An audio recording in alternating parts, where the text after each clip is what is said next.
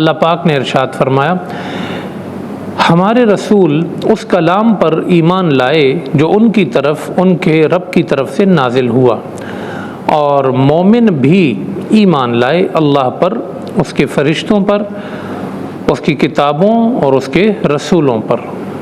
سب یہ کہتے ہوئے ایمان لائے کہ ہم ایمان لائے ہیں ان رسولوں میں سے کسی کے درمیان فرق نہیں کرتے۔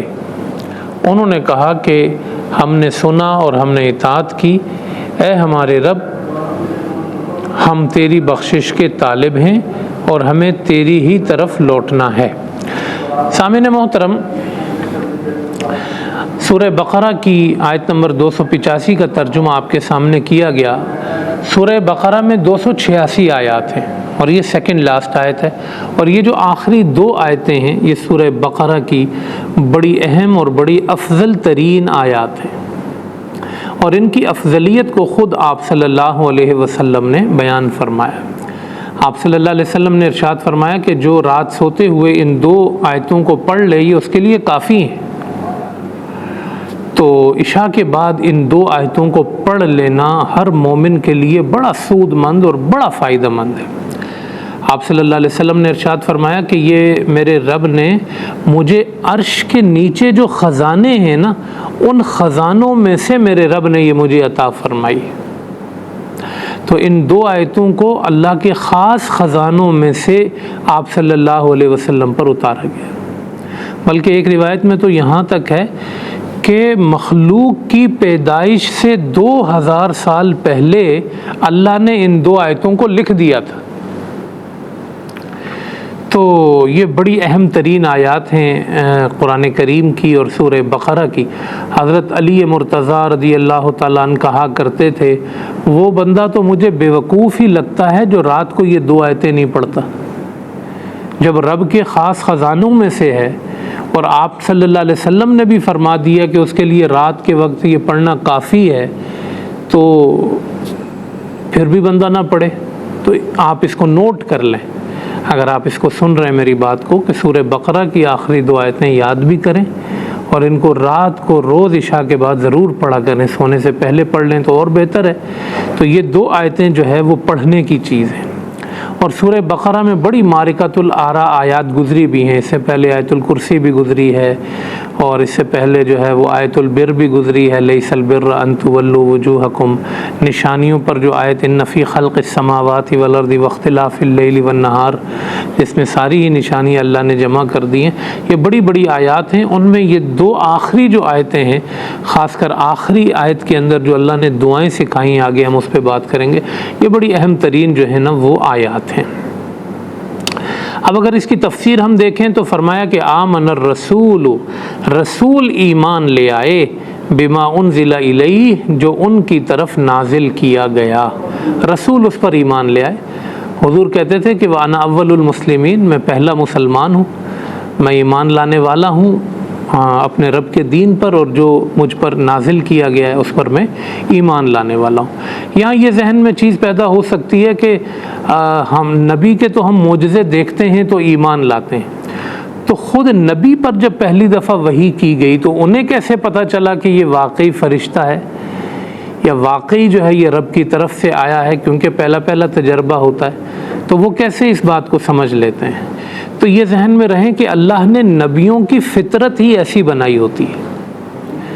اللہ پاک نے نبیوں کی فطرت اتنی پیور، اتنی خالص، اتنی صاف ستھری بنائی ہوتی ہے کہ وہ فرق کر سکتے ہیں، ان کے اندر یہ صلاحیت اور ملکہ ہوتا ہے کہ وہ فرق کر سکتے ہیں فرشتے کے اندر اور شیطان کے اندر، روح کے اندر اور بدروح کے اندر، وہ فرق کر سکتے ہیں، اور ان کو پتہ ہوتا ہے کہ یہ نوری نظام ہے اور یہ رب کا فرشتہ ہے، اور یہ ان کے اندر جو ایک قوت اور طاقت اللہ نے ان کی فطرت میں رکھی ہوتی ہے، وہ اس سے اس چیز کو جان لیتے ہیں، اور اس کے لیے ان کو کسی قسم کی کوئی پریشانی نہیں ہوتی ہے۔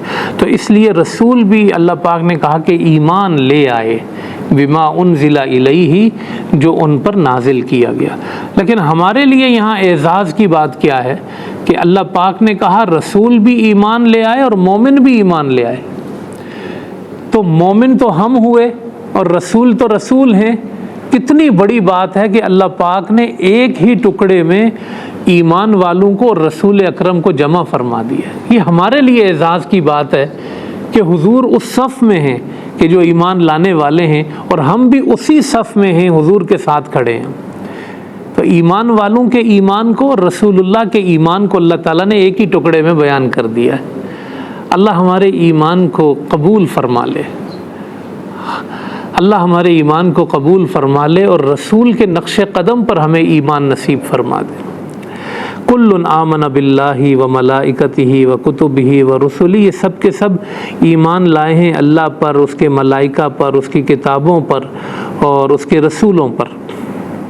اس سے پہلے بھی جو ہے وہ آیات کے اندر وہ جو درجہ بندی ہے وہ ذکر کر دی گئی تھی کہ ایمان کس کس چیز پر لانا ہے. ایمان باللہ ہے، وہ ملائک ہے، وہ کتب ہے، وہ رسل ہے، جو ہم ایمان مفصل اور ایمان مجمل میں پڑھتے بھی ہیں کہ ہر جو ہے ان میں سے یہ کہتا ہوا ایمان لے آیا کہ میرا ایمان اللہ پر ہے، ملائکہ پر ہے، کتابوں پر ہے اور رسولوں پر ہے. اور ایمان والے یہ بھی کہتے ہیں کہ لا نفرق بین احد من رسلی، ہم اس کے رسولوں کے درمیان کوئی فرق نہیں کرتے. یہ اس سے پہلے بھی گزر چکا ہے سورہ بقرہ میں، لا نفرق بین احد منہم ونحن لہ مسلمون، کہ ہم رسولوں میں کوئی فرق نہیں کرتے ہم اللہ کے نبیوں کے درمیان اور رسولوں کے درمیان. آپ کے ذہن میں ایک بات آ سکتی ہے کہ جب ہم رسولوں میں فرق نہیں کر سکتے تو پھر یہ کیوں کہا جاتا ہے کہ حضور صلی اللہ علیہ وسلم باقی نبیوں سے افضل ہیں؟ سب سے اولا و اعلیٰ ہمارا نبی، سب سے بالا و اعلیٰ ہمارا نبی، اپنے مولا کا پیارا ہمارا نبی. تو یہ ہم کیوں بولتے ہیں پھر، سب سے اعلیٰ کیوں بولتے ہیں، حالانکہ ہمیں تو کہا گیا کہ فرق نہ کریں. تو یہ کوئی اتنی مشکل بات نہیں ہے، اس کو آپ سمجھ لیں کہ اس کا جواب بھی قرآن پاک میں ہی ہے. وہ جواب کیا ہے کہ یہ جو ہم کہتے ہیں کہ رسولوں میں ہم فرق نہیں کرتے، یہ فرق نہ کرنا رسالت اور نبوت کے اندر ہے. ہم یہ فرق نہیں کرتے کہ حضور تو رسول ہیں لیکن حضرت موسیٰ رسول نہیں ہے، نبی نہیں ہے، حضرت عیسیٰ نبی نہیں ہے. یہ فرق ہم نہیں کرتے کہ ایک کو رسول بولیں دوسرے کو نہ بولیں، ایک کو نبی بولیں دوسرے کو نہ بولیں. جو نبی ہیں ان کو حضرت موسیٰ علیہ السلام کے ماننے والوں نے فرق کر دیا، بعد میں انہوں نے کہا ہم حضور کو نبی نہیں مانتے، موسیٰ کو مانتے. تو ہم یہ فرق نہیں کرتے، لا نفرق یعنی رسالت میں فرق نہیں کرتے کہ یہ رسول ہے یہ نہیں ہے. باقی رہا ان کے درجوں میں فرق، تو وہ تو تیسرا پارہ شروع یہاں سے ہوتا ہے، تلک الرسل فضلنا بعضهم علی بعض، کہ ہم نے رسولوں کو بعض پر فضیلت عطا فرمائی. تو ایک رسول اور دوسرے رسول کے رتبے میں فرق ہو سکتا ہے. اور حضور صلی اللہ علیہ وسلم نے اپنے آپ کو تو اولاد آدم کا بھی سردار قرار دیا، انا سید ولد آدم یوم القیامہ. تو حضور تو اولین و آخرین کے سردار ہیں، ان کی فضیلت قرآن و حدیث میں بیان کی گئی ہے. تو اس لیے اس آیت کریمہ کا جو معنی ہے وہ ذہن میں رہنا چاہیے، تو اس سے اعتراض ختم ہو جائے گا. وقالوا سمعنا واطعنا، اور وہ یوں کہتے ہیں کہ ہم نے سنا اور ہم نے اطاعت کی. غفرانک، یا اللہ ہمیں بخش دے. دیکھو بخشش تو مانگ رہے ہیں لیکن پہلے کیا کہہ رہے ہیں، سمعنا واطعنا، ہم نے سنا اور ہم نے اطاعت کی. اللہ والے جو ہوتے ہیں وہ اللہ کی سنتے ہیں، مانتے ہیں، پھر کیا کہتے ہیں یا اللہ بخش دے. اور ہم جیسے لوگ تو نہ سنتے ہیں نہ اطاعت کرتے ہیں، بس یہی دعا کرتے ہیں گناہ کرتے کرتے یا اللہ بخش دے بس. یہ اصول نہیں ہے، یہ ضابطہ نہیں ہے، یہ انصاف نہیں ہے. سمعنا و اطعنا، مولا ہم تجھے سنیں گے، تیری سنیں گے، تیری مانیں گے. غفرانک نسألک غفرانک، ہم تجھ سے تیری مغفرت مانگتے ہیں، تجھ سے بخشش مانگتے ہیں. ربنا و الیک المصیر، اے ہمارے رب، غفرانک ربنا و الیک المصیر، اور تیری ہی طرف ہم نے پلٹنا ہے. دیکھیں اوپر جو چیزیں آئی تھی اس میں اللہ، ملائک، کتب اور رسول، 4 چیزیں آئی تھیں، لیکن آخرت پر ایمان نہیں آیا تھا. لیکن جب آیت اینڈ ہوئی و الیک المصیر تو اس میں عقیدہ آخرت بھی آ گیا کہ پلٹ کے تو تیرے پاس ہی جانا ہے. و الیک المصیر تو عقیدہ آخرت بھی آ گیا. تو اس آیت میں اللہ پاک نے ایمانیات کو بیان کر دیا کہ اے بندے، ایمان کن کن چیزوں پر رکھنا یہ ضروری ہے. اگر ایمان نہیں ہوگا نمازیں رد ہو جائیں گی، روزے رد ہو جائیں گے، صدقے رد ہو جائیں گے، دعائیں رد ہو جائیں گی، کیونکہ ایمان ہی نہیں ہے. تو ایمان کسی بھی چیز کی بیس ہوتی ہے، عقیدہ بیس ہوتا ہے.